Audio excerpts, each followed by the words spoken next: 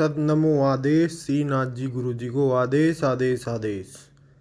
जय माता शमशान काली, जय बाबा काल भैरव, जय श्री राम, जय हनुमान।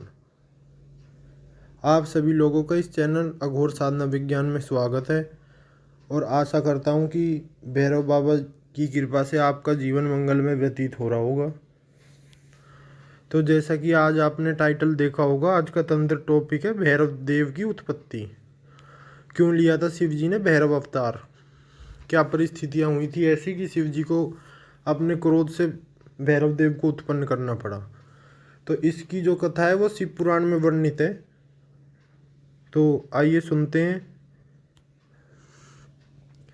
नंदीश्वर बोले, हे सर्वज्ञ सनत कुमार, अब भैरव जी की कथा को सुनिए, जिसके सुनने मात्र से शंकर जी में दृढ़ भक्ति होती है। भैरव जी परमात्मा शंकर के पूर्ण रूप हैं। जिन्हें शंकर की माया से मूढ़जन उन्हें वैसा नहीं जानते। यह कोई आश्चर्य की बात नहीं है, क्योंकि जब महेश्वर शंकर जी की महिमा को चतुर्मुख ब्रह्मा और चतुर्भुज विष्णु जी भी नहीं जानते, तब औरों की तो बात ही क्या है। शंकर जी की माया तो बड़ी कठिनता से जानी जाती है। इसमें कुछ विचित्रता नहीं है। माया से मोहित होकर ही मनुष्य उनकी पूजा नहीं कर पाते। जब वे परमेश्वर ही आत्मज्ञान करावे तब जाने, अन्यथा स्वेच्छा तो कोई जान ही नहीं सकता। इस पर मैं एक प्राचीन इतिहास कहता हूँ, ध्यान देकर सुने। एक समय सुमेरु पर्वत पर बैठे हुए ब्रह्मा जी के पास सब देवताओं ने जाकर उन्हें नमस्कार कर हाथ जोड़ यह पूछा कि हे देवों के देव, प्रज्ञाओं के स्वामी, हे सृष्टि के रचयिता, हे लोकनायक, अविनाशी तत्व क्या है? इसे आप यथार्थ बतलाइए। जब शंकर जी की माया से मोहित ब्रह्मा उस तत्व को न जानते हुए भी उस भाव को कहने लगे कि हे ऋषियों, जब मैं उस अविनाशी भाव को यथार्थ रूप से कहता हूँ, आप लोग सावधान होकर सुनिए। मुझसे बढ़कर कोई देवता नहीं है। मैं ही एकमात्र संसार को उत्पन्न करने वाला स्वयंभू यज्ञ अग एकमात्र ईश्वर, अनादि भोक्ता ब्रह्मा और निरंजन आत्मा हूँ। मैं ही संसार को प्रवृत्त और निवृत्त करने वाला हूँ और मुझसे बढ़कर कोई देवता नहीं है। जिस समय ये वार्ता हो रही थी, वहीं मुनि मंडली के साथ विष्णु जी भी विद्यमान थे। तब जैसे ही ब्रह्मा जी ये कहकर चुप हुए, वैसे ही विष्णु जी ने उनको समझाते हुए कहा कि हे ब्रह्मा, यह तुम क्या कहते हो? मेरी आज्ञा से ही तो तुम इस सृष्टि के रचयिता हो। मेरे अनादर करके जो तुम जी नहीं सकते। इस प्रकार ब्रह्मा और विष्णु परम्पर अपने प्रभुत्व की प्रधानता के लिए विवाद करने लगे और उसके प्रमाण में वेद शास्त्रों के वाक्य कहने तथा चारों वेदों से पूछने लगे। चारों वेदों की मूर्ति धारण किए वहीं उपस्थित हुए। तब परमेश प्रभु शिव का स्मरण करते हुए ऋषिक, यगु आदि चारों वेदों में पहले ऋषिक ने कहा, जिसके भीतर समस्त भूत निहित है तथा जिससे सब कुछ प्रेरित होता है और जिसको परम तत्व कहा जाता है, वह एक रुद्र ही है। फिर यजुर्वेद ने कहा, जिसके द्वारा हम भी प्रमाणित होते हैं तथा जो ईश्वर संपूर्ण यज्ञों तथा योग से भजन किया जाता है, वह सबका दृष्टा एक शिव जी हैं। फिर सामने कहा, जो समस्त संसारी जनों को भ्रमाता है तथा जिसे योगी जन ढूंढते हैं और जिसकी क्रांति से हमारा संसार प्रकाशित होता है, वह एक त्र्यंबक शिव जी हैं। फिर अथर्व ने कहा, जिसकी भक्ति से साक्षात्कार होता है, वह एक कैवल्य शंकर जी हैं, जिसमें कोई दुख नहीं है। तब वेदों के इस कथन को सुनकर ब्रह्मा विष्णु ने कहा, वेदों, तुम्हारा यह अज्ञान है, यह तुमको आज क्या हो गया?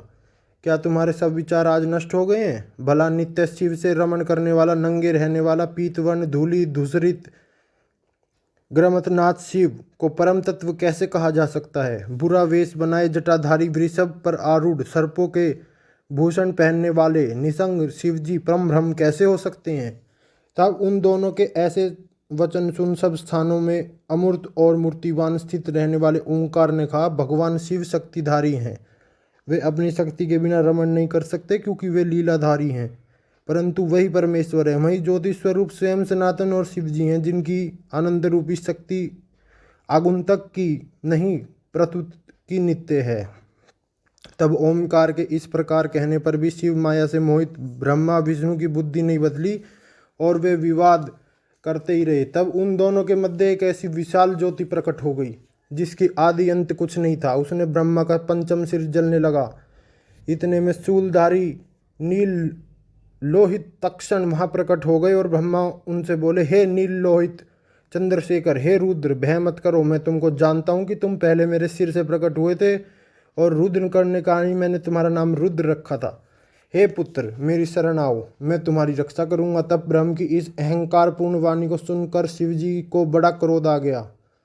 उन्होंने प्रलय कर देना चाहा। फिर तो उन्होंने उसी क्षण अपने क्रोध से भैरव नामक एक पुरुष को उत्पन्न कर कहा, हे काल भैरव, पहले तुम इस ब्रह्मा पर शासन करो, फिर संसार का पालन करो, क्योंकि तुम साक्षात काल के समान हो। तुम भीषण होने से भैरव हो और काल भी तुमसे डरता है, इस कारण तुम काल भैरव हो। तुम अपने भक्तों के पाप को तत्काल ही नाश कर दोगे, इससे तुम्हारा नाम पाप भक्षण भी होगा। हे कालराज, मेरी मुक्तपुरी काशी सब पुरियों से बड़ी है।